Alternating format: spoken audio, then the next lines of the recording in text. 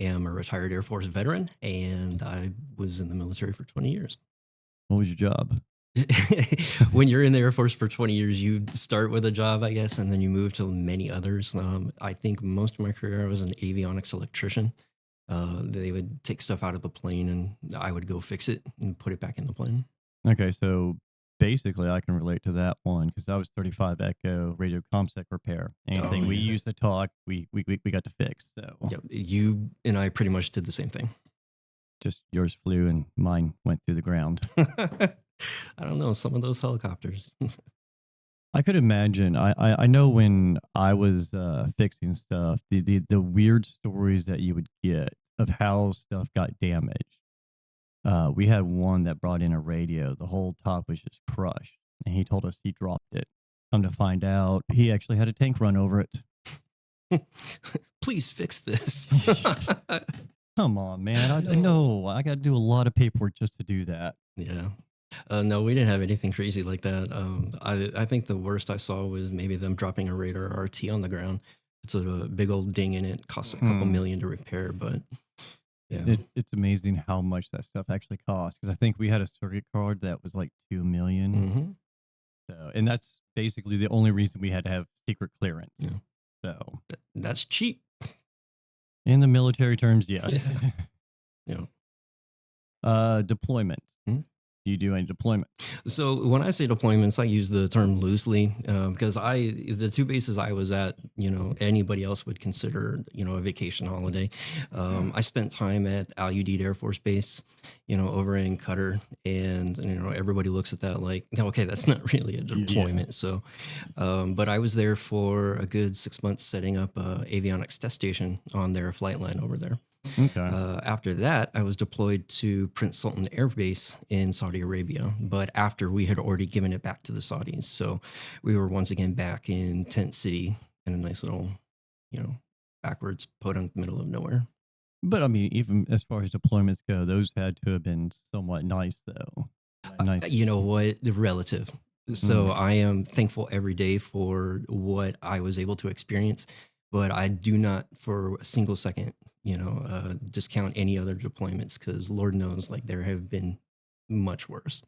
Well, I mean, it's like I've told people before. You hear someone say that they had the job as a cook in the military, and they almost automatically discredit that, and you're just like, no, cooks actually had a lot to do. Yeah, they were up before we were. And most likely went to bed after us, and all the stuff that they had to do, and all the people complaining about the food. Yeah. So I'm glad you bring that up because you're 100% correct with that. When we were at PSAB and before they had moved into a hardened DFAC, they had the tents. They had, they were up making the food. When I had to be at work at 6, the food was already out there ready to go. When I was a military training instructor, I would tell my flights all the time, what do you think is the most important job in the Air Force? And, they'll tell me pilot, this or that. I was like, wrong. It's the cooks. It's the nurses. It's the people that take care of you at the lowest level are the most important people in the Air Force. Your armor, your supply, you never upset supply. Yeah. 100%. and you piss off your armor, you're never going to turn your weapon in. It will never be clean to standards, even the governmental original standards of a clean weapon. Yeah. But you mentioned supply too. Like another job I had as a master sergeant, I was a flight line expediter. No, I'm sorry, not a flight line expediter. I was a maintenance supervisor. I ran all the maintenance in the squadron, but I had to reach out to other squadrons to, coordinate work. Of course, I had to reach out to my supply partners and talk with them. And I learned very quickly, don't ever piss them off. Yeah, and for at least for the Army, if it was anything like S1, S2, S3, you don't piss them off either. No. They can ruin your career quickly, literally with a pen stroke. I don't want to find out. So, what got you into the Air Force? What was your driving force to join?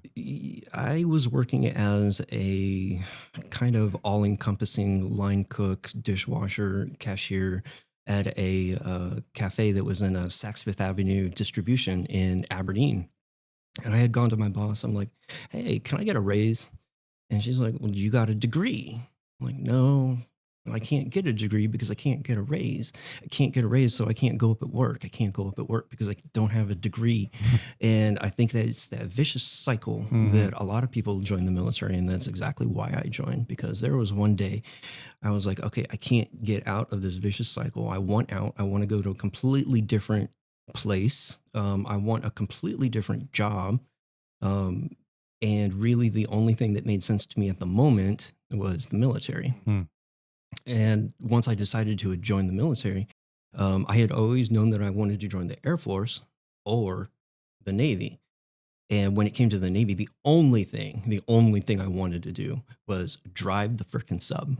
Like I didn't want to do anything else. I don't want to be on the ships or anything. I wanted to be the dude that was sitting behind that awesome rig and just being like, "Rah, down, put your shoe," honestly, when I started looking into that, it became very unrealistic for me to do that job in the Navy. So Air Force it was. And I went to my dad. I'm like, Dad, I'm gonna join the Air Force. What do you think I should do? And he said, Son, well, no, at the time he had a job that was called electronic warfare. He's like, I'm electronic warfare. And I asked him to, what does that mean in Army lingo? And he's like, at the time, electronic warfare for the Army was sitting behind a computer guarding the networks against, foreign intrusion and things like that. And I was like, that sounds freaking sweet. So I went to my Air Force recruiter and he was like, hey, what do you want to do? I'm like, I want to be electronic warfare. And he was like, okay, got it. 2 Alpha fixing planes. I'm like, no, no, no, no. I want to do electronic warfare. He's like, yeah, that's what this is. 2 Alpha 0, X something. I'm like, okay, cool. Guaranteed job. Electronic warfare. Come to find out, electronic warfare in the Air Force is aircraft maintenance, fixing pods Oh, and sensor pods and all of the amazing things that countermeasures, that go on the outside of the aircraft. And not what I expected, but pleasantly surprised. not what you hoped for, but once you got into it, you're like, oh, I could kind of get behind this. Absolutely. So what was that kind of job like though? What all did it entail? How long was your training? After graduating basic military training, we went over to Keesler Air Force Base for about a couple months. And this was pre Katrina. So it was built up. It was right next to Biloxi, I think it was, or right down the road. And so tech school there, about 2 months, was pretty freaking sweet. Mm. After that, we had done electronic principles there. And once that was done, we got sent over to Shepherd Air Force Base, where we finished up the rest of the maintenance school. And that was the thing that they had actually called sets in the Air Force, where you do blocks of training to learn how to repair certain aircraft, how to repair them, and I do mean the basics. Mm. So that was about another 9 months or so, because we ended up leaving Shepherd, I want to say in January of '04. Yep. That's about how long mine was. It was about a 9 month long advanced training. And I've heard that if when you come out of those types of trainings, that it's almost like having a 2 year degree, Yeah. which scares the hell out of me because I'm going, you just crammed 2 years of electronics work into my little brain Yeah. and learning schematics, blueprints, and all this stuff. Yeah. And 18, 19 years old, I had no idea what the hell I was doing. Well, it's funny you mentioned that, because in the Air Force, when an airman is going for their CCF, that does act like an associate's degree. So, especially for me coming out of the aircraft maintenance, when I finally finished, I had to knock out maybe a speech and a couple math classes to finish that up. The Air Force paid for it, but I had a CCF degree, an Mm. associate's degree, and I was able to take that completed associates and transfer it over to Embry-Riddle. Literally go straight into a bachelor's degree of aeronautics. Mm. So it was, yeah, I mean, you mentioned the 2 year worth of knowledge, and it was 2 years worth of knowledge crapped into like almost 1 year. I mean, it'd be nice if a lot more jobs actually did that from the military, especially transition to civilian world. Because I know when I transitioned, my job didn't really transfer much. So it was like get out, start over, try to figure out what I want to do in this world. Yeah. And for me, it was the same way. I was looking at my degree, in aeronautics, and I was like, okay, well, this kind of limited me, and, especially with my military background fixing aircraft. that really kind of pigeonholes you into one thing. Like, Mhm. I guess I'm going to be aircraft maintenance for the rest of my life. Uh, eh, you know? So it's, yeah, I can feel that. So why not pursue that after the military though? Because I mean, even at that, aircraft maintenance, that's some buku bucks. It is 100% buku bucks. It's also one of the harder jobs to do. Mm. Um, and by harder, I'm not necessarily meaning, the job itself. We have technical manuals. The job becomes easy. Mhm. What makes it harder is that in my experience, maintenance gets ridden really, really hard. Mm. Sometimes commanders will stand up for their people and sometimes they don't. Sometimes they want to get a foot in with their commander, or they have a certain way of looking at their manpower that are beneath them. Mhm. I didn't agree with a lot of some of the maintenance policies that were going on, but living through that, it kind of made me realize maintenance for me is not where I want to be. It was good enough for the military, but after so long of doing it, you're just like trying to move on, Oh yeah, hang up 100. your head and go. Yeah, like I'm done. Let's just wipe that clean and go. So while in the Air Force, I mean, any significant moments that really truly stand out that made you go, "This is where I belong. This is where I should be. This is where I want to do my career." The very first one I had was when I was a military training instructor, and going through that training, I had always thought was very interesting because I had learned very quickly that one of the things I love the most is to teach. Mhm. Absolutely love to teach. And then at the time, I was about a staff sergeant. I was like, oh, you know what? I'm loving this customs and courtesies things because I had just gotten out of ALS. We actually had to march in ALS. Mm. And, I remember a couple things from basic, and I really enjoyed teaching people that drill. So that's what led me to the MTI duty. And while I was an MTI, leading that first flight down the bomb run is just absolutely surreal.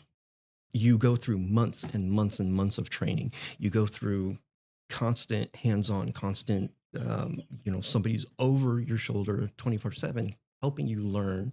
But then for the first time, that leash comes off and you realize you're walking down the bomb run, which is our marching freeway for pass and review. In basic, you're marching down the bomb run, and there just comes a moment where you're like, "Oh shit, I'm here right now!" Like, wow. So I will never ever forget that moment. It's truly amazing, or that moment. Um, and it's so funny because the second one came also when I was an MTI. Um, Not to toot my own horn, but I was able to train people really good. So I went and trained the MTIs. And that second moment came, after constantly preparing her and working nonstop and, getting that drive, watching her march down the bomb run, doing this exact same thing that I had done. It was just, I was like, proud moment. Yeah, kind of like watching a kid, seeing your kid grow up and learn, and finally get to that point, and you're like, "Oh, that's a little proud bit for me." Absolutely.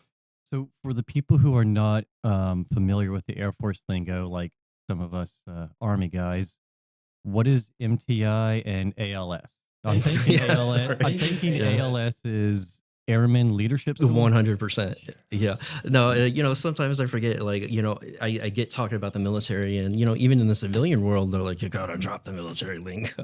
And it's hard to do. But yes, you're right. ALS is Airman Leadership School. That school is what people go through about the E4 range. Mhm. It's their first dose of re-bluing, so to So speak. basically, RPLDC for sergeant's training. Most likely, because I don't know Army We'll lingo. see, I can do it back. And then the second one was a military training instructor. Okay. The guys that wear the big floppy hats, I think they're called drill instructors in the Army. Drill sergeants, Drill drill sergeants? instructors, yeah. Yeah. So yeah, that was me. So basically, you were a drill sergeant for a while. Yes, 3.5 years. Okay. How was that like, though? Fucking loved it. Still loved it? I loved every moment. So remember how I told you going through ALS, right? Mhm. My entire flight, when we learned that we needed to march, it was like, wait, what? We by that time we hadn't marched in almost 5 years, 4 or 5 years. since graduating basics. So nobody in my flight was like, I don't remember how to march. Like we graduated basic and dropped that shit, Mm. you know? I was the only one that did because I actually love drill. I thought drill was pretty damn cool. And so I remembered everything. I was like, look, guys, I'll train everybody up and I'll get it going. And going through that process, training them, fixing the mistakes, because we all wanted to get a good grade for Yeah. this. Fixing their mistakes really helped me realize I'm like, that's something I can do. Like I am imparting information that I had onto Mhm. somebody that needs it. And so I was training them up and I was like, you know what? That was the catalyst for like I want to be a DI or a DCS drill sergeant. DS. We just call them drills. Yeah, there you go. And so basically, are you graded overall on your students' performance at that time, though? Like, if you guys are supposed to be teaching them drill and everything, and they're just botching it and eating it all up, does that reflect badly on you and your performance reviews, or? So yes and no. I mean, yes, in the fact that like if my student is not performing up to metrics, what am I doing to fix that? And part of that is, are my methods wrong? Are they doing that? Me not being able to realize that, yes, comes out in my performance review. But no, also in the fact that at the time, the Air Force was pulling, technical sergeants, master sergeants, staff sergeants who are super people. So the people that they're bringing in know what the F they're doing. So it also becomes a personal, like, you're a technical sergeant, pull your head out of your ass Yeah. type thing. But that's why I say yes and no. I can see that. I mean, by the time you're at that rank, I mean, and everything, you should already almost have it down or could be getting it down very quickly. Yes. Rather than being a new recruit type thing. Absolutely. What happened after drill school? Drill school. ATI. Yep. So after school, I went over to the 320th Training Squadron, and that was my very first, actual. I can't say not duty suit assignment at San Antonio was the 320th Training Squadron, and I led flights there for a good year. Was that over there at Lackland? Yep, right over there at Lackland in one of the old RH&Ts that I don't think they have anymore because they replaced them all with huge ATCs now. Yeah, because that's one of their main training centers, isn't it? It is the main training center. Yep. Because they also have the medical up there. Yes. Don't they? They have a Wilford Medical Hall, but I think that got renamed to something else. But San Antonio is also a huge medical base for the Army, I think it was. Fort Hood, or the one that's on West San Antonio. East San Antonio. I want to say it's like Fort Hood is, I thought it was Dallas. Now I'm going to hate myself for not knowing this. Yeah, there's a big military base in Northeast San Antonio. I want to say it's like Sam Houston Medical or something, but yeah. That sounds right. There you go. I know what it is. I just can't process it right now. Yeah, and I lived there for 3.5 years, so I get it. Yeah, my grandmother lived up there in San Antonio, so anytime we visit them, we'd always see all the airmen and everybody out and across the town and stuff, going down the Riverwalk and things. So yeah, I avoided it like the plague for that exact reason. And it's usually bad like that at any major military post, whether it's Air Force, Marines, Army. It's you're gonna always see those brand new recruits out there who think they have the whole world gloriously in front of them, and they're practicing their marching cadences at the mall.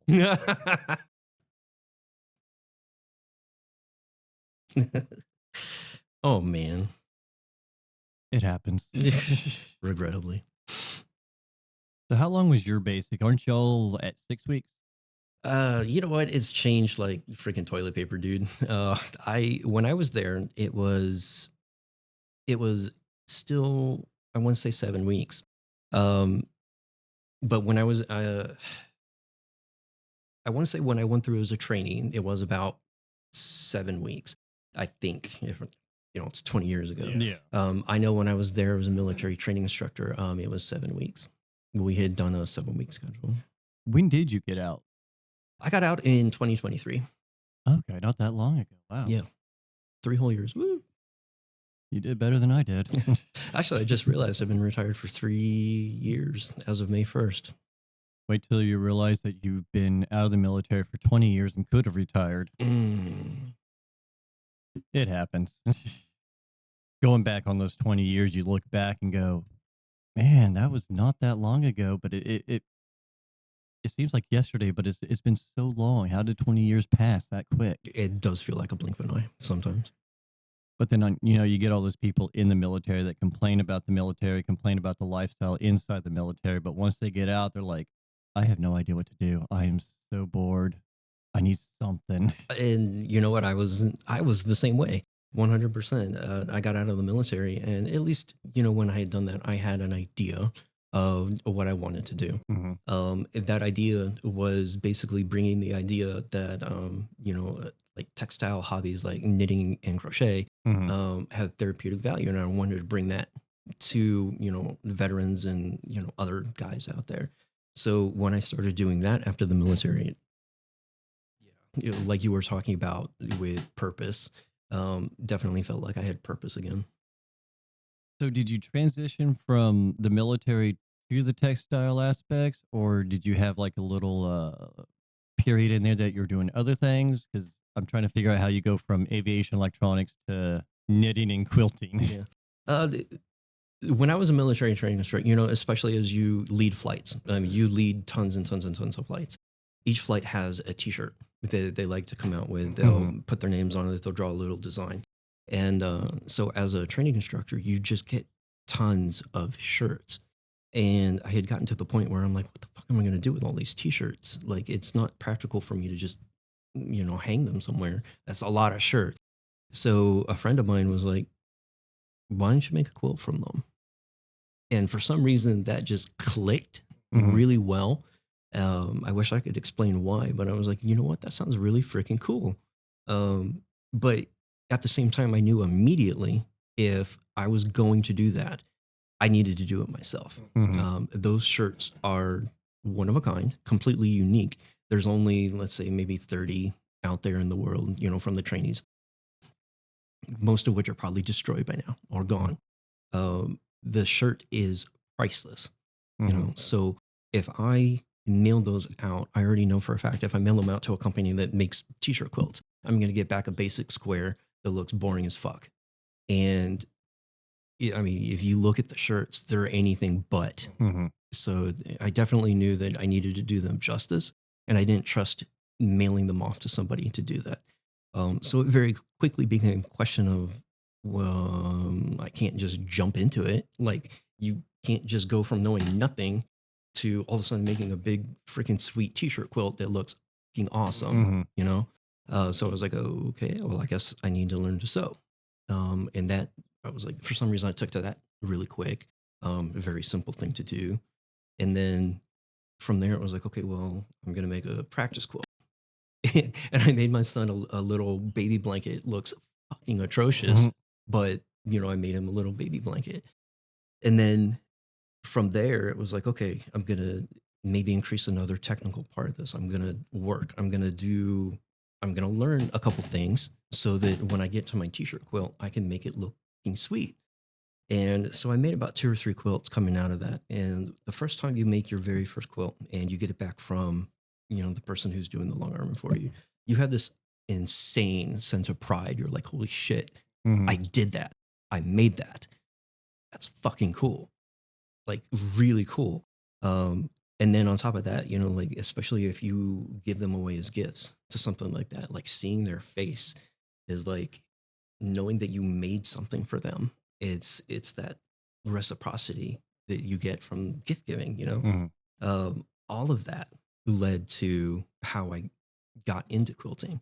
Because with that last quilt, I looked at my T-shirts and I'm like, okay, I'm gonna hit this now. And I took my time, because I wanted to do it right, and sent it off. Got it long armed, came back, and the moment I saw it, well, my mind just went blank. It went completely blank because it was so fucking cool. And it was exactly what I had seen in my head. And I knew that I had done the materials justice. And I wish I could describe that feeling. That was like really fucking cool. And that is what really got me hooked into quilting. And then after doing quilting for a little while, you start to notice certain things, you start to learn certain things. Um, your brain just kind of goes on autopilot. Even in quilting, my brain would just, when you have 100, 250 pieces to do, your brain just goes into autopilot and just kind of melts, you know? And that's what I discovered with quilting. And that's why I kept on doing it, because I realized just the feeling of your brain melting is freaking sweet.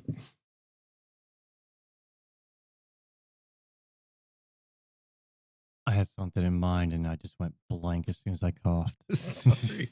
No, you were mentioning stuff, and I was thinking, and I'm like, I gotta cough, but I gotta wait till he's done talking before I cough. And I did it, and it's like everything just cleared out. No, I think I told you my mom actually. I gave her all my old uniforms because I didn't know what to do with them. I got uniforms from deployments. Went through three different iterations of the Army's uniforms, had no clue what to do with them. And finally, one day, I was expecting my little one, and I asked her, "Hey, can you just take all my uniforms, make them into a blanket for him?" And it fit his bed perfectly. It was his crib blanket for the longest time. And it, like you said, it is an amazing feeling seeing going, I know what these uniforms been through. I know what the story behind them is, and now they're what's keeping my kid comfortable. That's what's keeping my brain satisfied and calmed down. And it is a very hard to describe experience when you have something like that that means so much to you Yeah. being there. So And I think that'll be subjective for, everybody too. It's a lot. There are certain people that, respond better to mhm, that emotional connection, more than others. But I always tell people, quilting may not be for everybody. yeah. And it certainly isn't for everybody. I know people who hate to sew. So it may not be for you. But there's just a whole demographic of people out there that won't try it. They won't even think twice about it, just because of a stigma that constantly surrounds those hobbies, Mhm. like quilting. Um, being in San Antonio, as I'm discovering at the very basics, and then even up in Abilene, after we went from San Antonio to Dias, the the amount of the stigma, not the amount of the stigma, but the stigma that is out there was very prevalent up to, maybe 10 years ago. Mhm. Um, and it was that stigma that just kind of got me thinking about like, why? Like, why is there a stigma around it? And it took an amazing lady by the name of Brenda Keith from a quilt shop in the Oaks up in Hmm. Abilene, just up in Abilene, super red, everything is just very, you know, out there. And she basically said, like, what? Hi, Mhm. welcome in, welcomed in a male quilter to that space. And, she was just absolutely open. And it was just really amazing to be able to feel that. And I think that stigma holds a lot of people back, and I know for the longest time, women and females had the issue with getting into stuff like mechanics or any other male looked at profession, and it's almost kind of ironic that you got a male, and by no small means like a small or whatnot male, like not a feeble one, just an actual person trying to get into this female centric hobby. And then of course we get the guys that are like, oh, you can't do that, that's so not guy like. Yeah. And it, one of the hilarious ones I've seen was a video by Five Finger Death Punch, and they start out with that big bald headed a biker looking dude just sitting there quilting away, and he looks so satisfied. Yeah. It's, it will absolutely melt your brain. When I first, started my business and I was trying to figure out what I needed to do for yarn, I picked up crochet.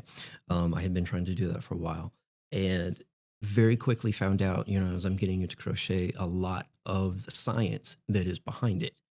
And it's proven like repetitive actions with your hands. So I'm not, just basically speaking of knitting and crochet, but being able to repetitively move with your hands and you can just sink into that feeling, whether you're woodworking, whittling, or anything you can do with your hands has been shown to help reduce anxiety, help reduce depression. When you put a crochet hook in your hand, all of a sudden, not only are you fighting, anxiety, depression, PTSD, now you're making something. And you and I were talking about stories earlier, and my company is, set out to tell those stories. So, like, we want to take that dude's scarf that he's knitting or rage knitting because, he's dealing with some things. And we want to be able to show people, like, you can do this and you can have something to remember it by, like to help you process that if need be. Um, and that's what we're out here to do. Basically, take all that rage, that negative energy, and focus into something more or less positive. And because there's so many people that don't know what to do when they get upset, they don't know what to do when they're having either a PTSD issue or an anxiety issue, and then you hear all the normal stigma or even just what other people say that they've experienced, and it's just not everything works for one person. Yeah. And, I suffer from a pretty severe case of anxiety. And when I found the quilting part, that's how I helped realize that when you get to a point where you are on autopilot, your brain just kind of shuts off and it only concentrates on that. I noticed that those thoughts were no longer there. The craziness of the world just wasn't there anymore. And that's something why, I continued to quilt, why I continued to knock out things over and over again. Now that I have crochet and now that I have knitting, because I'm still expanding through my foundation, I'm still noticing the same thing. I could sit down, I could go somewhere, maybe not even be, having an episode or anything like that, just be able to sit there and crochet and just let my mind just slip away for a good, I don't know, 30 minutes, maybe because I'm running early or something. But being able to just do that is really amazing. And I don't think a lot of people truly understand that when you're going through like these kind of episodes and stuff, your brain just won't shut up. No, And it won't. being able to get the satisfaction of your brain just going on autopilot and calming down and literally just shutting up for even 15, 30 minutes, it's blissful. It is 100%. I would say that's where I get most of my good thinking done, but it doesn't happen that way. Sometimes I'll get some good ideas like in the middle of doing something like because my brain does shut off, but I've also realized that I can use it as a focusing tool.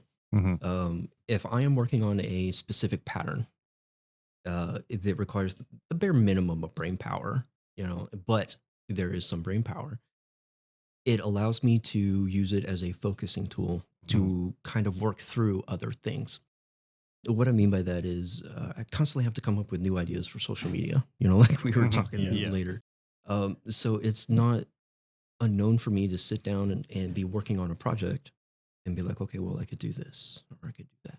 Or, okay, slip, flip, knit, do this. So how about that idea? Okay, slip, slip, knit, So it's, it's amazing what we've even heard from teachers from Hamilton Elementary School, and Tomball High School, how students will use crochet in the class to help them focus on the topic. We've heard that firsthand from Kate Wells over at Hamilton Elementary. So not only is the science there, like I mean, it's proven. Like I've seen it with my eyes. So it's basically kind of like the original fidget spinner, but more old school. And you know what? A lot more productive. Yeah, that's what I'm A saying. lot more productive. At least with a fidget spinner, you go, ding, but at least you get a crochet. Like man, sooner or later you'll get a hat. That's cool. You'll end up with something. You might get a blanket for your foot or a full-fledged blanket. Yeah. Whatever works.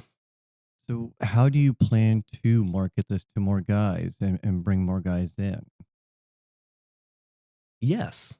Interestingly enough, that's something that we are figuring out every day. Right now, it's me and a friend of mine that are running the organization. And we definitely want to reach out to more guys, but reaching out to, the Houston veterans, or reaching out to you, being able to sit down and talk about this on your Mhm. podcast, being able to create spaces for guys to come in. Um, that is how we plan on getting out there and doing that. Uh, there are so many other demographics that could use these textile hobbies, such as lawyers, doctors. Mhm. Of course, we're talking about military veterans. Um, Reaching out to them, like finding those guys, bringing those guys in. But definitely want to stress, like, it's for everybody. So as we grow, we're reaching out more and more. I think it's going to be kind of a bit of a battle for you to break that stigma ceiling and everything, and in order to do it. But I mean, I think it's a very possible and a very worthwhile endeavor that you're going to have to fight for. Yeah. It's, I mean, I went into this knowing full well that there are minds that I'm not going to change. And that's okay, because this isn't for you. It's it fact of life. But what we realize too is that there are just tons of people out there that are willing to pick it up and really just needed a small push. I think a lot of that is, I mean, how many have actually really sat there and considered it going, I'm going through an anxiety attack. Let me pull out my crochet needles and stuff. And it's not something you first directly think about when you talk about PTSD and anxiety. No. But it's interesting you mentioned that, because there are tons of fiber groups out there, across the states, that work directly with the VA Mhm. to do that. Textile therapy is a very real thing, and it's something that is being used to great effect.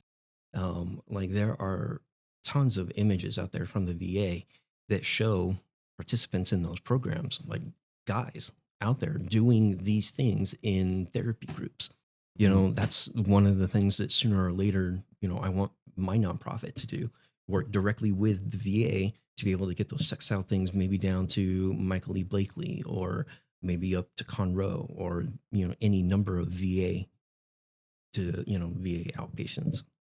Honestly, I think between Houston and the Conroe VA, I think we still got a couple like what in Humble and Tomball. I mean, you got quite a few to choose from and pick at. You know, but It's just you know, it's just getting those people to actually listen and give you that opportunity as well. absolutely. And all we can really do is ask people to listen.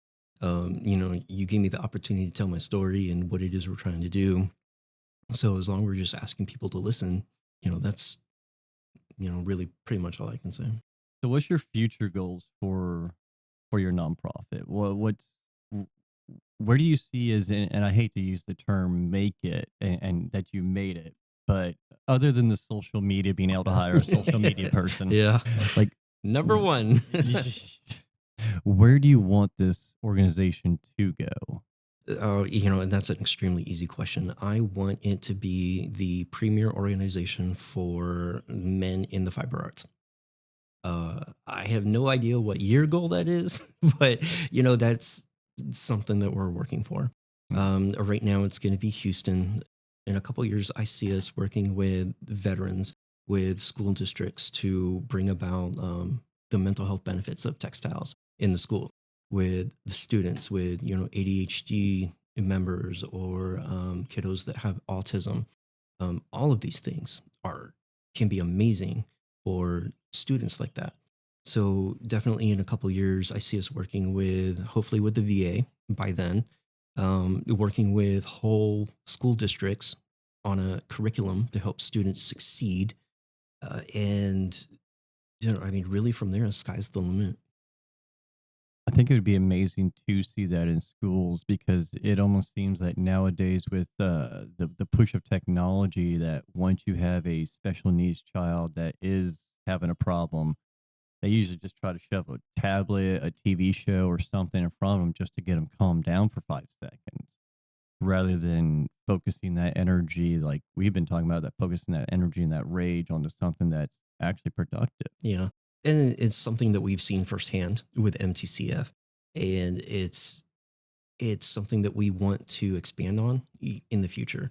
Not entirely certain what that looks like just yet for us, because we certainly don't have the manpower to be able to Mhm. move in that direction yet. But it's something that we had always considered along our lines of our education. Being able to go out there and help people, the wellness part of it, build the community. And that's going to take a lot of help from all the fiber groups, and of course, men trying to get past the stigma and everything, because that seems to be one of the bigger drawbacks that you're going to be facing. And it's certainly not going to change overnight. No. It's definitely, we absolutely realize it won't change overnight. But the key thing to breaking a stigma is just repeated exposure, like Mhm. repeated exposure. And that's something that, our social media does. We try and find the voices out there, the male voices out there, and amplify them. But I mean, it's also just not the male voices either. There are women that are doing great things for men in the fiber arts too. So we want to, expose that and bring that up. Ultimately, what we want to do is break the stigma, and however we can do that, that's what we want to amplify. Now, are you going to have plans to have like an auxiliary group for female veterans and stuff too? We're all Because one. Yep, all one. So when it comes to the men's textile collective, Mhm. there was a very specific reason why I called it the Men's Textile Collective Foundation. It's because of this stigmatized space. One of the easiest ways to break that is to let guys know that they are welcome here, that there is something that is catering to them here, and that's why we called it the Men's Textile Collective. And that was more along the lines a way to signal to anybody that you are welcome here, you know. So one of the things that we always bring up with any veteran is that everybody is welcome, everybody is here to help break the stigma, and everybody can join us at a group. so female, male, family members, Yeah, you don't care. we don't care. We just want everybody there to sit down and enjoy, knitting or crochet or whatever it is. So, how does one of your groups look? Like, let's say you get a bunch of veterans together. Let's say you got 5 veterans. Was your little group session look You like? know, the eh, considering that the kind of people that are going to be listening to this podcast, when you go out on a fishing trip with your buddies, what happens? You calm down, you relax, and you just talk. And you shoot the shit. You know, when you go out hunting with your friends, um, yeah, you're sitting in a blind, but sooner or later you start having those little conversations. You start having the, um, saying, whatever. You open up to your friends.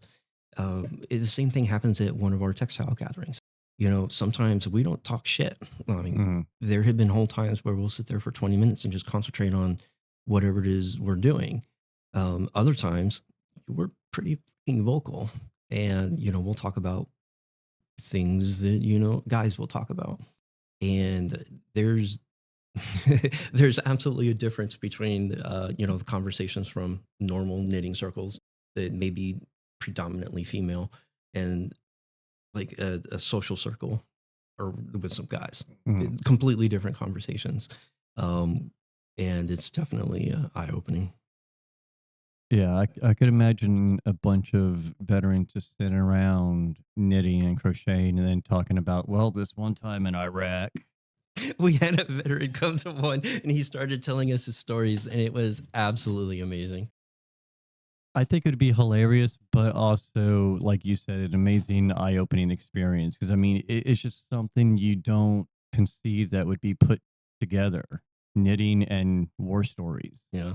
One of the things that I realized real quick, I didn't think that guys were into quilting, at the time. When I really started looking at social media, and social media was becoming bigger, I very quickly realized that, there are guys out there. There are tons of guys out there that do this. But we were also separated because nobody knew about us. We didn't have the YouTube channels. We didn't have the Instagram followers. We didn't have excuse me, the fiber influencers that would, amplify any of our voices.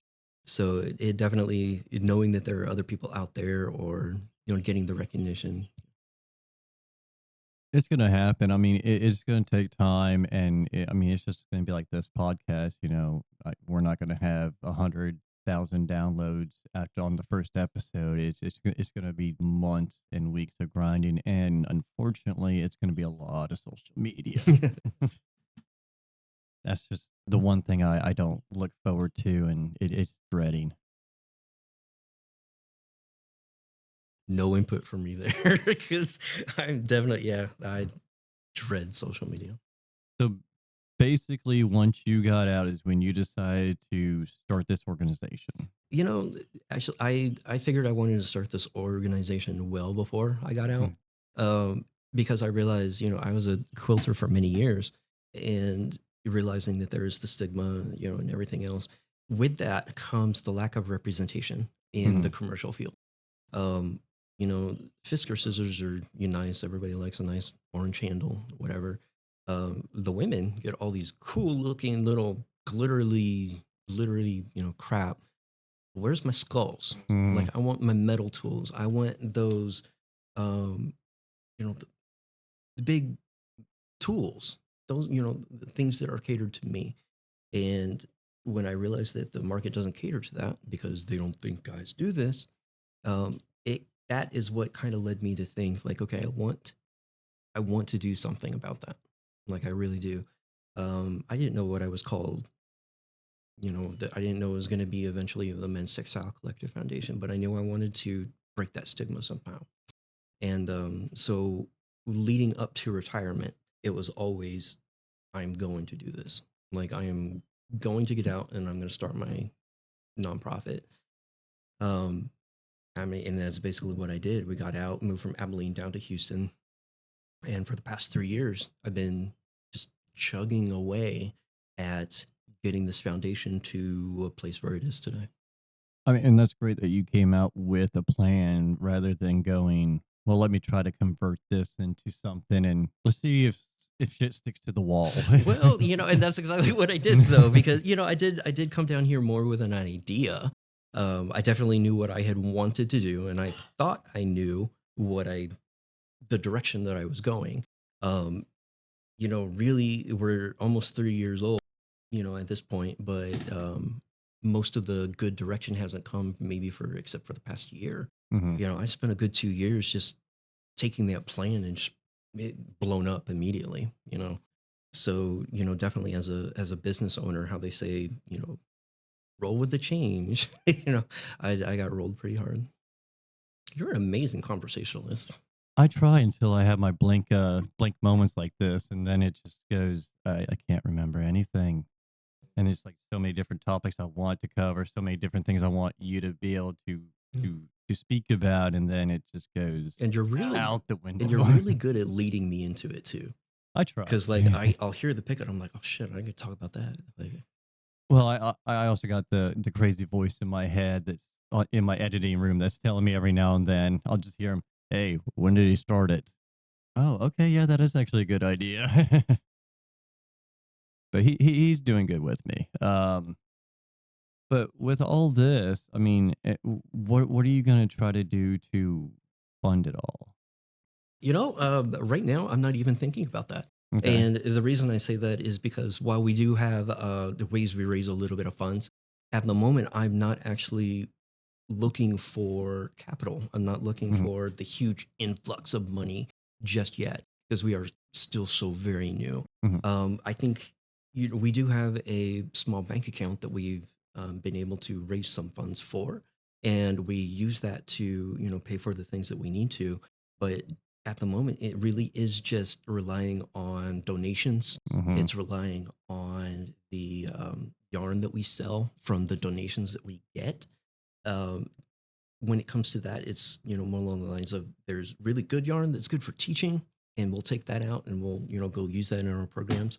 But then there's just really thin yarn that, or maybe it's black or a certain variegated color that just you don't want to teach with. We'll take that yarn and we will resell it to the people who need it or want it.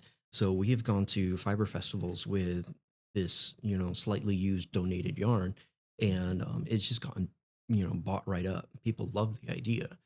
And there is just definitely something they can get into. But we'll take that money, and so far, that money has been able to really finance everything we need between the Mhm. donations that we get, the yarn, maybe a couple other donations here and there. But uh, right now, we're not specifically looking for grants. Mhm. And you asked, when is that point? Uh, I'm a firm believer that I'll know it when I get there. Yeah.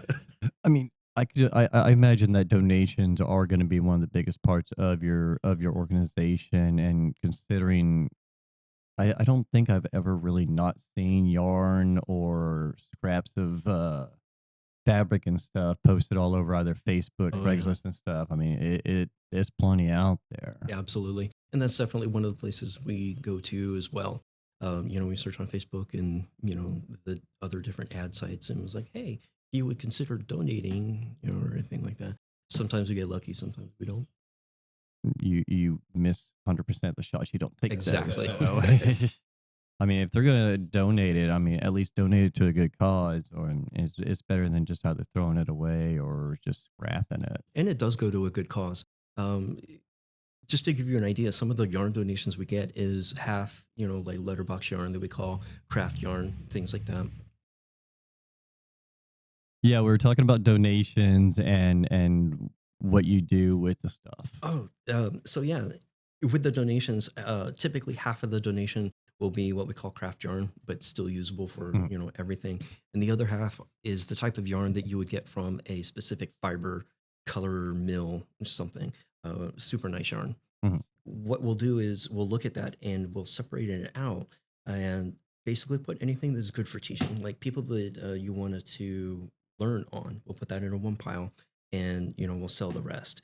When you talk about all of that yarn going to a good place, whether it goes to our educational programs where we're teaching high schoolers how to knit or crochet, or when we go down to Montrose Grace Place to work with homeless youth, um, anywhere we go to go out and teach, your yarn is being used for that. Um, when you donate yarn to us, your yarn is going to be used in an educational program, and at some point sooner or later we're going to use it to teach someone, which I think is very powerful in itself. On the flip side of that, even if you're giving us something very nice that you're just like, oh, I don't want it anymore, and I don't need it, we can take that and we resell it to somebody who does want it, specifically maybe that color, or to do whatever, and we're still raising those funds to be able to support those programs. So when you donate yarn to us, like, you are participating directly in our educational programs. Almost every single cent goes to those Mhm. programs. Now, is it just yarn, or you do like scraps of fabric, or is it open to all type of knitting, crochet, and type materials, or is it limited? And we take everything. We take everything from yarn donations to fabric donations. We absolutely need Christmas fabric more than anything else because of a partnership that we do with Pathways around the end of the year. We make Christmas stockings for the kiddos in foster care with Pathways. Search secondhand or thrift stores, resale shops, and stuff, Mhm. because usually after Christmas, about January, February, it's all in there. You might get some good deals. 100%. But yeah, we take absolutely everything, and even if we don't have a use for it at the moment, our network is constantly expanding. Oh yeah. So we could find somebody who needs it and literally just pass it over to somebody who can use it. Okay, so you're gonna promote knitting and crocheting, but tell me how you've actually directly seen it help someone, benefit someone, and you don't have to use names or anything, but let me know, like, how have you seen it change somebody and help them? At one of our group, there was it was a group of us. I want to say there was four, and we were sitting at a local yarn store over on 249 called Connie Ketsu, and it was a group of us, and we were sitting there, and it was kind of quiet. Um, and you could tell, like, this person was working through something, and we're just kind of like, what's up? Just like if you're sitting in the duck blind, or if you're out on the fishing boat, like, you can tell when something is on your mind. And at that point, that person was just like, you're working through it. You can tell he's really concentrating. And he very slowly started to open up about a trauma that had happened to him a couple months prior. And you could tell that he's sitting there, like, using the craft to kind of work through his emotions. Like, as he stitches a thing, I will process this. As I stitch that, you could literally see on his face as it's coming out, as he is talking, how he's working through it. Um, and that is one of the very first moments when I realized that, like, I mean, I wish I could describe it. There is power Mhm. in being able to do that.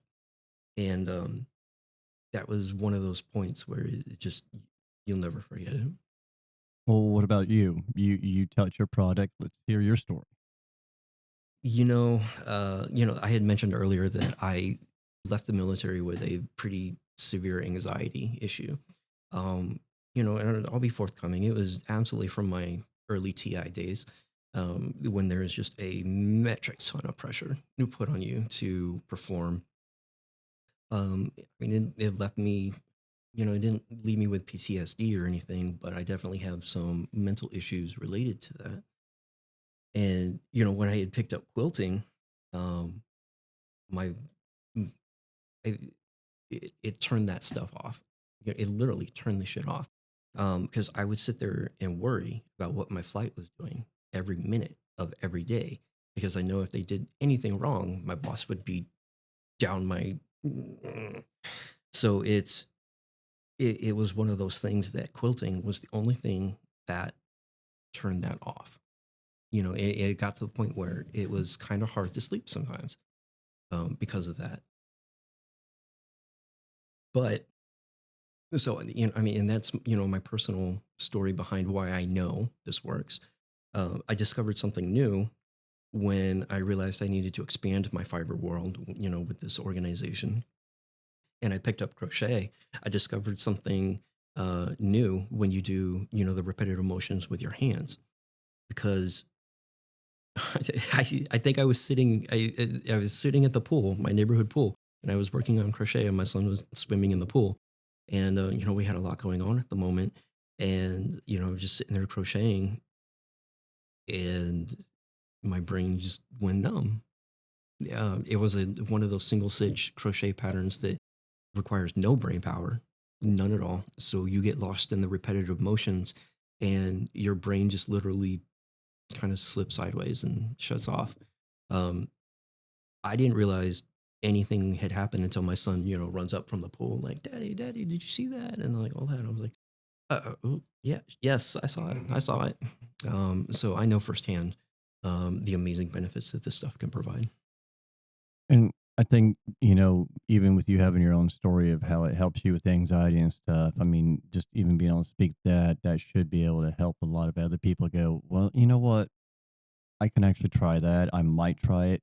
I've tried all the other crap, the drugs the VA's thrown at me, Mhm. all the over counter melatonin and everything. Let's try something else finally. And hopefully it actually gets somebody to go out of their comfort zone, because I think that's what a lot of it is, going outside your comfort zone, breaking past that stigma and getting in there and just doing it and actually seeing and feeling the benefits from it firsthand. And that's why I'm trying to break that stigma, because that stigma is the barrier to entry. I think a lot of people who want to help veterans and things like that, they want to break down the barriers to help. And for me, that barrier is that stigma. I want to be able to talk to vets and be like, "Hey, you should try knitting," and not get a look of like utter horror. You know, um, I'll know you had asked the question how I know I'll succeed when I get to the point and they're like, "Oh yeah, okay." That's how I know when MTCF will be successful. And that'll probably be very, not only enlightening, but very satisfying to you to actually see an amount of success of going, we don't have to deal with this anymore. People are actually wanting to do this.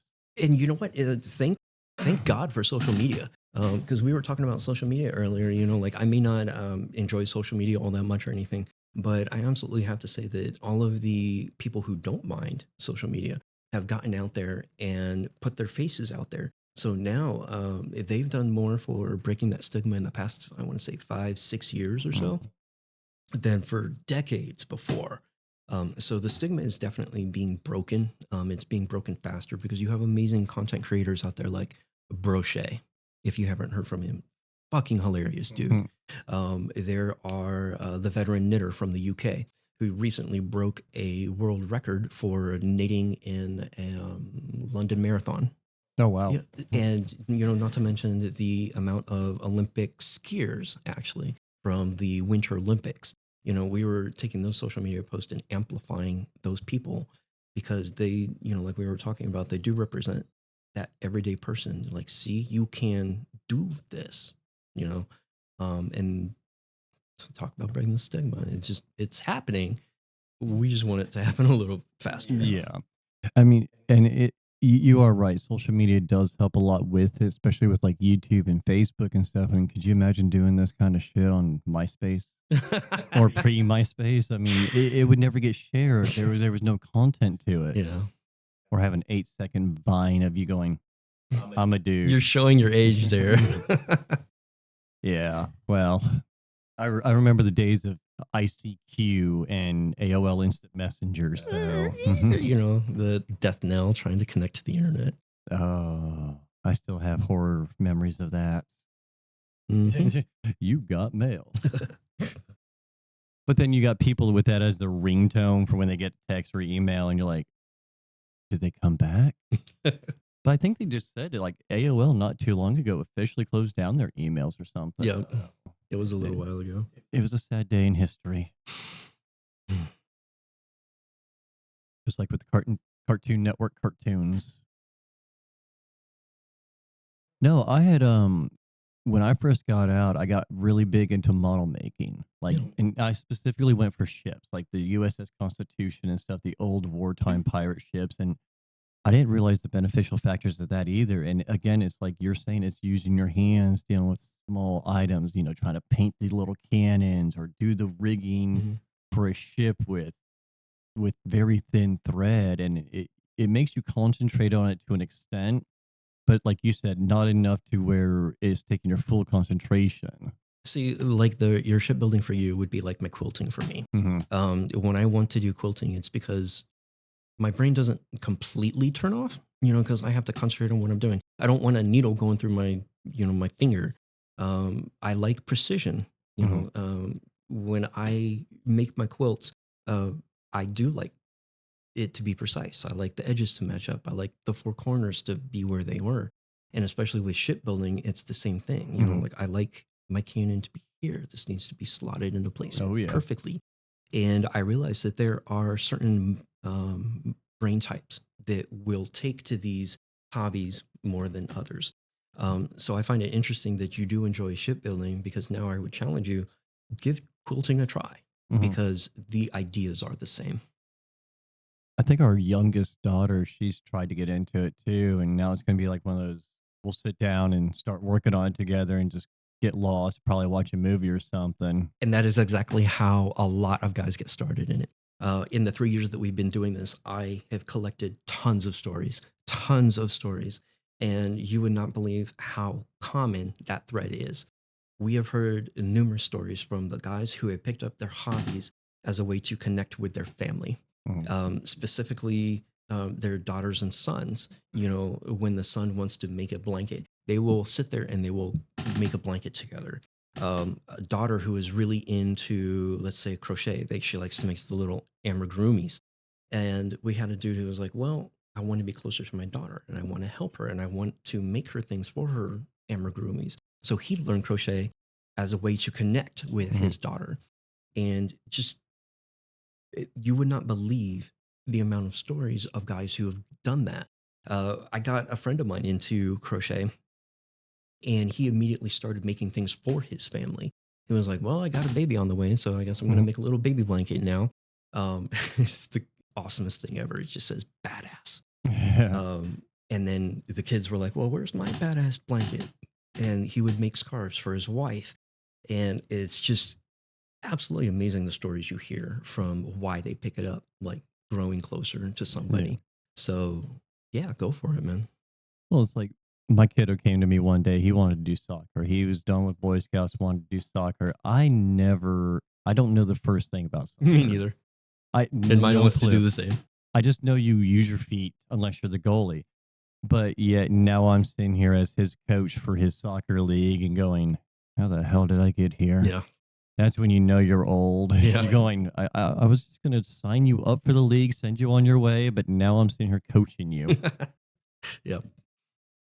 So maybe to bring us back on topic, there was we had mentioned, building the, family being closer together. Mhm. Pathways is one of our very close sponsors, very close partnerships with us. And we absolutely love Pathways Youth and Family Services, Texas wide nonprofit dedicated around adoptive foster youth. And one of the things that we're trying to put together is a somewhat of a program, like a textile program that their families can take advantage of as a way to grow closer together. So we're approaching Pathways with, hey, the idea, let us use your space completely for free. We'll teach a family how to quilt. We'll teach a family how to amigurumi, and they can work together, to create something as a form of, family bonding, especially with families that are foster families that, may still be trying to build that trust between one and the another. And that still helps you branch out in multiple different ways. And it's still, it's not even just about the veterans or men at that time. It's just people. There are so many benefits to the textile arts, and we're not just talking about, the mental health. Like you had said, being able to watch somebody pick up that hobby and grow closer with their family, Mhm. that is really cool. There was a gentleman that I had talked to who picked up the textile art because his wife died, and she would make shawls for the church, and he kind of picked that up and took it over. you know so there are tons of reasons why somebody would want to pick this up. No one reason may fit another, until you just give it a try and see if it's Mm. something that you want to do. And I think, and it goes back to what we were saying is it's just getting to the point of picking up to try and admitting to yourself that let's try it. Let's see what it does. Let's see how it can benefit me. And like I said before, like I'll be, forthcoming. It's not for everybody. It's, do your research on maybe the hobby and try and pick one. But, sometimes just sitting there and knitting a knit stitch isn't for you. And, we totally understand that, but at least you gave it a try. Now, how other ways are you going to branch out? Is it like besides the knitting and quilting? Is there like another way that you can expand, or have you thought about trying to expand in those aspects? So in those aspects, I do kind of see the MTCF kind of taking on more of a foundation role, meaning we would love to be able to generate enough money to do the research to show, to Mm. put the science behind that. We want to use that science to bring actual mental health programs to places like the VA and the medical hospitals, maybe some of the psychiatric hospitals around here. We would love to be able to go to Camp Hope and be like, hey, we have this amazing program that we can work with. So we see ourselves, investing in places that not necessarily like break the stigma on the front, but build the foundation for everything under. I could see Camp Hope being a very good beneficial aspect for that. Just even just coming in for a Saturday afternoon Yeah, for a couple hours and just sitting down with people and be like almost a little mini therapy session. absolutely. But yeah, you had mentioned, being able, what does that look like? So ultimately, between breaking the stigma and the mental health benefits of all of that, especially for our veterans, we really just want to be able to bring that to the table and help, ultimately. And you know, I've heard great things about Camp Hope. I've never visited there. I've actually been meaning to reach out for them even for this. 'Cause I think that'd be awesome to have such a well known company, or not even company, organization within the Houston area, just even be able to be on the podcast to represent themselves and what they do. Because yeah, I've seen so many different, not necessarily advertisements, but their way of branding and stuff, and they're they do a lot for the veterans and veteran community. Absolutely. If you need to tell us about anything specific with MTC. We pretty much covered everything. Like, and I'm just truly thankful for the opportunity to get this out there. When we had kind of, I don't want to say, s- when we had started the year, when we had started 2026, it was very, the opportunities that were presenting themselves were very education heavy. Mhm. So, we started working with Tomball, we started working with Hamilton. And over the past couple of weeks, a lot of first responder slash veteran things have started to happen. So I was joking with my friend that, maybe it might be the summer of the veteran or the summer of the first responder. But we're excited to be working into this demographic. Mhm. And we absolutely want to invite anybody if this resonates with them. If this is something that you could be interested, please reach out to us. menstextilecollective.org, Men's Textile Collective Foundation.org. And, we will put you in contact with whoever you need, even if that's us sitting down and working with you to teach you, or if that is giving us connections, because, we still need connections to grow too. We absolutely invite you on board. We are always looking for people who are passionate about our mission. And that mission is taking care of people's mental health by breaking that stigma. Mhm. And the quilt you brought in today, that's the one that you basically started all this with? Absolutely. Awesome. Well, we're gonna have to get some pictures and videos of that so we can actually, plaster it up on the screen whenever we're talking about it. Hell yeah. No, it's a really cool story, and when you first reached out, it was one of those 20-year Air Force veteran who loves knitting and quilting. And it wasn't even like a, negative look at it. It was just it's an interesting thing. You don't hear it often. And, just even be able to get in here and sit down and talk with you about it, I've learned actually a lot about not only your organization, but what you guys do in general and really how much it can potentially help people. And I would love to see it actually grow and really reach the levels that you want it to. Thanks. I think that'd be amazing. Especially if you have your own line of scissors, knitting needles, and everything else. That is still on the table. I have a ton of ideas that I have put together. That if I get enough grant money or anything, then we might try and put a line out there or something. But we had a couple bags, some mole bags, mole shoulder pouches, and things like that. Because believe it or not, mole works really well for knitting supplies and yarn. So we had a couple of those, and I mean they sold pretty well. So Oh, that's good. I mean, and it's like you said. I think a lot of it also is if guys actually did have the utensils, the scissors and stuff that looked manly, it might attract them just a little bit more. And if you can get that line, yeah. that'd be amazing. So there's definitely some extremely nice, high quality stuff out there. But you look at everything else too, because pretty much everybody's attracted to the nice, big, good stuff. But when you look at the way the market caters Hmm. to that, um, and a lot of people listen to this right now are like, oh shit, I know exactly what he's talking about. The way they cater to that really excludes like a lot of other people.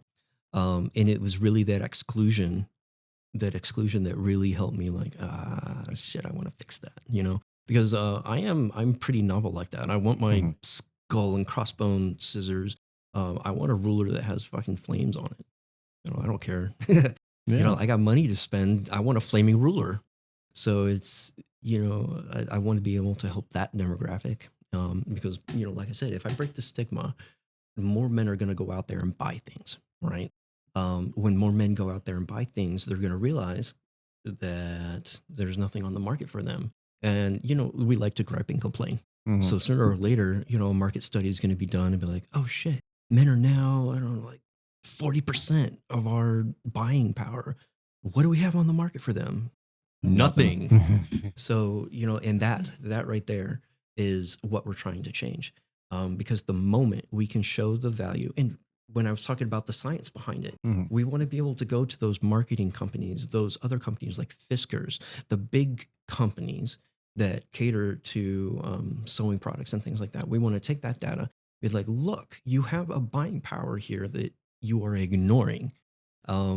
Because I already know for a fact there are a fuck ton of us that are in this demographic and you're not catering to us. So, put some fucking flames on the scissors and you might actually see, some people buy them.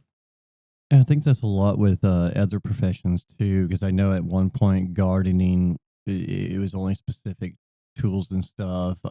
Even tattoo artists, I believe, they decided to branch out and make it more not necessarily gender neutral, but it can fit either male, female, and stuff like that. And I don't even go so far as even to the mechanic world. Yeah. Is just a couple of things out there. I think I've seen quite a few pink tape measures. Yeah. And you know what? They can do the same, the opposite way. So, Yeah. like I said, that's what we want to be able to do. Like, take the data to them and be like, if you throw something on the market, there's a very good chance that people will be interested. Mhm. But on the flip side of that, I want to bring people in so that they do go out there and buy them. So, And I think a lot of it's going to be that they're going to wait on somebody else to come up with these ideas, implement these ideas, and get that brand out because Fiskars, Singer, and stuff like that, they're going to be, we don't want to spend millions of dollars to run ad campaigns and to make new molds so we can make the scissors and stuff. So we want to see it work before we invest. yeah. And the funny thing is, thinking about it, I don't think it would really be all that much. We're not asking for something different. Mhm. All we're asking for is a paint job on some scissors. All we're asking for is some light etching on a ruler or something. We're not asking them to reinvent the wheel. Put a wrap on it. Exactly. Put a wrap on it and, sell it out there. Because I promise you, it's not just men. Like, I have talked to so many women that have been like, oh, yeah, if they put some skulls on some scissors, I'd buy that shit. Like, yeah, I know. Put the what is it? The candy skulls, the Mexican ones, Yeah, for the Day of the Dead and things. Sugar skulls, that's what it is. absolutely. That was close, candy sugar. Yeah. But no, I mean, put those on there, and I guarantee you those will get bought up. It Yeah. doesn't have to be your normal pink or orange handled pair of scissors. 100%. So you're still going to do the same thing with it. Still going to make the same thing. Yeah. And now you know what I'm fighting against. And sadly, it's going to be a long fight. But when you do break through that fight, it'll be an amazing experience for you. Yeah, I sure hope so. So Definitely a lot more choices out there, and I'm looking forward to it. I can't wait to go to the store and see a sewing machine with just wrapped in skulls and flames and stuff. And you know what? It exists, but you have to buy the sewing machine and then you have to take it somewhere where they'll paint it on there for you. Mhm. It's definitely not something a company is doing yet, but there are some companies that I think are starting to learn the lesson because some of their well, you mentioned sewing machines. Some of their sewing machines are coming out less curvy, and Mhm. everything, and more boxy, more industrial, more subdued colors instead of the loud pinks or pastel yellows. They're now coming in like a graphite color or a dark maroon or things like that. So I think there is maybe a testing that I think some companies are doing at the moment to see how well they sell. Mhm. Because this is definitely a thing that's only I've noticed in the past maybe 3 years. So they could take, it could be taking their time, be like, okay, will this sell? And I hope it has because I want more stuff like that. Mhm. It'll take time. That's the sad part. But like I said, it'll take time. But when it does happen, it'll be nice. Yeah. So you'll be able to have your scissors with skulls and your ruler with flames. Graphite, wood, things like that. Yeah. Yes, the manly things. The manly things. All right. So last chance. Anything else that you can think of that you want to cover? Anything that needs to be said? Anything that you're pissed off about? I'm pissed off at everything. Yeah. I'm one of those angry old men. Like, get off my door! But honestly, like a lot of I owe the military a lot of the reason for why I am where I am right now. And I do mean that in both a good and a bad way. Um, I would not, for a single second, take it back. I would not do anything different, because the mission and vision that I have now is because of my time in the military. And I 100% understand the gravity of, one's experiences. And it's looking at my experiences and what brought me to this moment. Um, it happened in the blink of an eye, like we were talking about Mhm. earlier. But here I am, and it's pretty fucking awesome. And like you, I think that's where this podcast originated from was my time in the military, but it's taken me so much longer to get here. But I wouldn't change that for a day. Coming here, being able to sit down, talk with you, talk with others, and hear y'all's story and help your's mission. I probably would have never done this if I joined the military. Granted, I never thought about it before I joined the military, but it's one of those, you know, or happy coincidences that come into play. And yeah, the time in the military wasn't the best. It wasn't the worst, but seeing what is created and what is built and what has driven me to do, driven you to do, it kind of says something about Yeah, it. the friendships, the things that happen in, as somebody would say, the foxhole. Um, I was stationed at Prince Sultan Air Base, Saudi Arabia, one of the bases that was recently attacked. I want to say about a month ago. Uh, we were never attacked while we were there, but we had many drills. So, I went to those bunkers, when we were testing, and, the things you talk about in the bunker and, things like that. While we were all joking, like, oh, is the exercise over? I can imagine what some of the conversations were when they were hiding in those bunkers. Um, so I can 100%, understand the connections that are created, being in the military and looking back on them. I don't know. Those conversations in the bunkers when we had mortars coming in, there wasn't really much said. If there was, it was usually like the dark humor jokes or something. Because Yeah. it came to the point where we could tell how far a mortar was going to be from us just by the small sound it made. Yeah. And it's amazing because when we first got out there, you could tell who was new and who's been out there for a season for a year because you hear that first mortar, all the new guys hit the ground. Mhm. And then you see the seasoned guys just still walking around like, the hell are you doing? We got work to do. That's nowhere near us. You got another 50 yards. Yeah. So no, but in the bunkers, it was usually a lot of dark humor, but Absolutely. it was still camaraderie. It was still nice knowing that, hey, I'm not in this concrete bunker and might die. Yeah. At least not die alone. I go, you go with me. Alrighty then. Well, I guess we can wrap this one up. Sounds good. It was awesome to have you on, especially technically as the first guest in the studio.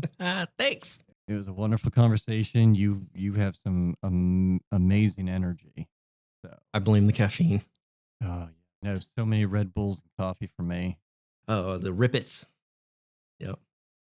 Oh, the look. You just, yeah. Or like, shit, I forgot about those.